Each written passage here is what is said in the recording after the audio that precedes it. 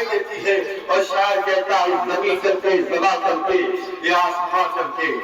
زمین چمکے زما چمکے یہ آسمان چمکے، اور حضور آپ کی آمد سے کل جہاں چمکے اور چمک رہا ہوں میں ماں کی دعا میں سب کے۔ میری دعا ہے کہ جنت میں سب کی ماں چمکے، میری دعا ہے کہ جنت میں سب کی ماں چمکے۔ اور صدقہ بھی دے دیا نظر بھی اتار دی، صدقہ بھی دے دیا نظر بھی اتار دی، دولت و چمے سکون سب مجھ پہ ڈال دی۔ اور کل رات میں نے کہا طبیعت خراب ہے، کل رات میں نے کہا طبیعت خراب ہے، ہمارے تمام رات دعاؤں نے گزار دی، ہمارے تمام رات دعا میں گزار دی۔ حضرات گرامی، میں نے جس آیت کریمہ کی تلاوت کرنے کا شرف حاصل کیا، اللہ رب العزت ارشاد فرماتا ہے وَبِالْوَالِدَيْنِ إِحْسَانًا فَإِمَّا يَبْلُغَنَّ عِندَكَ الْكِبَرَ أَحَدُهُمَا أَوْ كِلَاهُمَا فَلَا تَقُل لَّهُمَا أُفٍّ وَلَا تَنْهَرْهُمَا وَبِالْوَالِدَيْنِ إِحْسَانًا،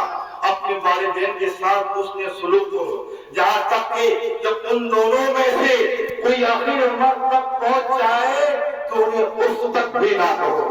انہیں اس تک بھی نہ کرو۔ تو حضرات آج بتانا چاہتا ہوں ماں کی عظمت کیا ہے، باپ کی شان کیا ہے، کیونکہ یہ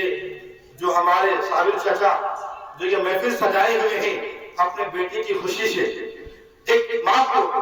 کس قدر اپنے بیٹے سے محبت ہوا کرتی ہے، ایک باپ کس طریقے سے اپنے بیٹے سے محبت کرتا ہے۔ حضرات گرامی ذرا توجہ کریں، ماں کی احسانات کیا ہے؟ وہی ماں ہے جو ماں اپنے بیٹے کو 9 مہینے تک اپنے شکم میں رکھتی ہے، اس کے بعد اپنے بیٹے کے وزن کو برداشت کرتے رہتی ہے، اور جب بیٹا پیدا ہو جاتا ہے وہی ماں جب اپنے بیٹے کو دائیں جانب سلا دیتی ہے، جب بیٹا دائیں جانب پیشاب کر دیا کرتا ہے تو اٹھا کر بائیں جانب سلا دیا کرتی ہے، جب بائیں جانب بھی پیشاب کر دیا کرتا ہے تو اٹھا کر اپنے سینے پہ سلا دیا کرتی ہے۔ یہ ہے ماں کے احسانات۔ اور باپ کا احسانات کیا ہے؟ باپ اپنے بیٹے کے پیٹ پالنے کے خاطر عزیز و اقارب وطن کی محبت کو چھوڑ کر لوگوں کے نظروں سے دور جا کر اپنا دیش چھوڑ کر پردیش جا کر سکون راحت کو قربان کر کے اپنے بدن کے رحمی کو تمش دے کر اپنے بیٹے کی پرورش کرتا ہے۔ اللہ اکبر مسلمانوں، کس قدر ماں ہے اپنے بیٹے کو پالتی ہے، کس قدر باپ اپنے بیٹے کو پالتا ہے۔ پہلے کی ماں ہوا کرتی تھی، بڑی محنت اور مشقت سے اپنے بیٹے کو پالا کرتی تھی۔ آج کی ماں ہے اپنے بیٹے کو پالنے کے لیے زیادہ پریشان ہوا نہیں کرتا ہے، کیونکہ آج کے زمانے کے اندر بہت ساری چیزیں سہولت مل گئی ہے، آسانی کے ساتھ ہر چیز مل جاتا ہے، لیکن پہلے کی ماں ہوا کرتی تھی ہر چیز کھانے کے لیے بڑی سوچنا پڑتا تھا، آج ہم کیا کھائیں کیا لے کر آئے۔ اللہ اکبر، ایک واقعہ بیان کرتا ہوں، ایک بڑی عورت تھی، اس کے خاندان کے میں اس کا کوئی نہیں تھا، تنہا صرف ایک ہی بیٹا تھا، تنہا صرف ایک ہی بیٹا تھا، اس کا شوہر انتقال ہو گیا تھا۔ ذرا توجہ کرنا مسلمانوں، اس کا شوہر انتقال ہو گیا تھا، خاندان کھیتی میں اس کا کوئی نہیں تھا، تنہا ایک ہی بیٹا تھا، وہ بڑی محنت اور مشقت سے اپنے بیٹے کو پالا کرتی تھی۔ اللہ اکبر، وہ بڑی عورت کہتی تھی کہ میں لوگوں کے گھروں میں جا کر کھانا مانگ مانگ کر اپنے بیٹے کو کھلا کرتی تھی، اور کھلا کھلا کر اپنے بیٹے کے جوانی کی دہلیز پر کھڑا کیا ہے،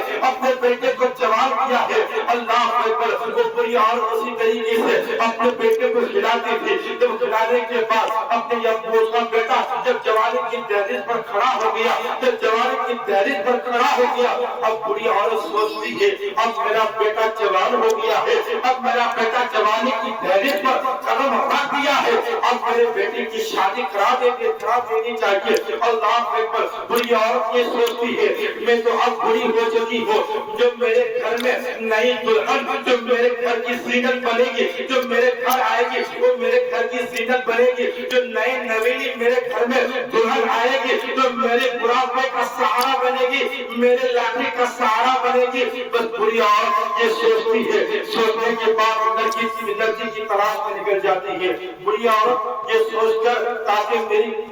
دیکھ بھال کرے گی، میری دیکھ بھال کرے گی، تو یہ سوچ کر بری عورت جو ہے گھر سے نکل جاتی ہے، لڑکی کی تلاش کرتی ہے، جب لڑکی مل جاتی ہے، اللہ اکبر مسلمانوں ذرا سا غور کرنا، جب لڑکی مل جاتی ہے اب بری عورت جو ہے یہ سوچتی ہے کہ میرے گھر میں